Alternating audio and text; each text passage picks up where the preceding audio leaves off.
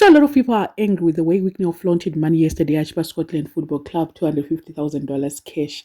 Team ya Scott Sakupwanya. Hans, what country is this? No bank, just flashing cash like that. If it was a different person, investigations were going to be initiated right away. But near Kutindi say Wicknell, no investigation, no whatsoever. I think we've seen this happening several times, but Zak yakangotarisa zvayo. Vezimu ravakangotarisa. Where is the taxman in all this zvichiitika zvese izvi? Isn't this money laundering? Chimbondiudza kuti haisi money laundering here. Munhu achitobuda pavidhio achitoti tore vidhio achipa vanhu cash. Iri kubva kupi mari yacho? They carry cash in bags instead of banks. Surely Zimbabwe is a banana republic.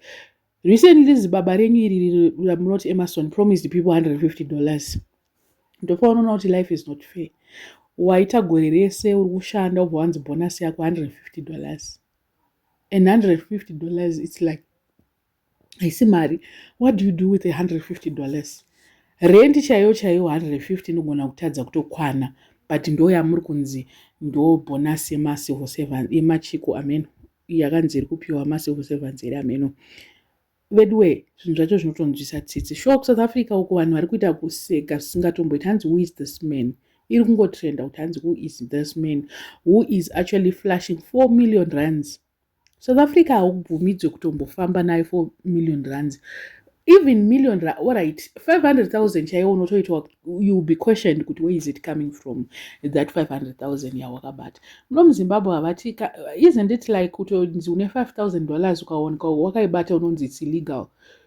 Kana isitongori mubank account inotongonzi mari iyo yauri iri legal. Vanotanga kutovhunza kuti une cash yakamira sendo. Saka tichideclare yakapa border kunzi unonzi une cash yakaita sei wotaura cash. But muno muZimbabwe it seems as if law doesn't apply to them, but it applies to us, the general public. My question now is, why do they do big transaction in cash? Havana bank accounts here vangoti we have transferred this certain amount to this person kana to account yenyu yebhora taisa kuScotland ikoko taisa mari $250,000. Havana mabank accounts vese vari 2.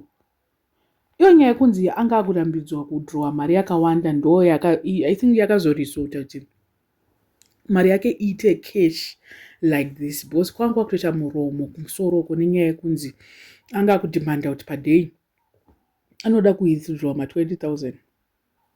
Ibusiness rudzii iri kuburitsa mari yakawanda kudaro yonzi iri kudonetwa in cash. Zvinhu zvacho handizivi hangu kuti chasvikepi nenyika yedu iyi. But anyway, let's just watch and see. Social media will not forget. Let this be a reminder that in future kana takuzotaura zvedu kuti veduwe vazobatwa dzamba rafuta vazoenda mujere vazoita sei, kana Mwari akatiitira nyasha yekuita new government, tichangorefer to this video again kuti gore rakati muna 2025 muna November mukomana akaita zvakati akaburitsa mari hombe zvisingaite.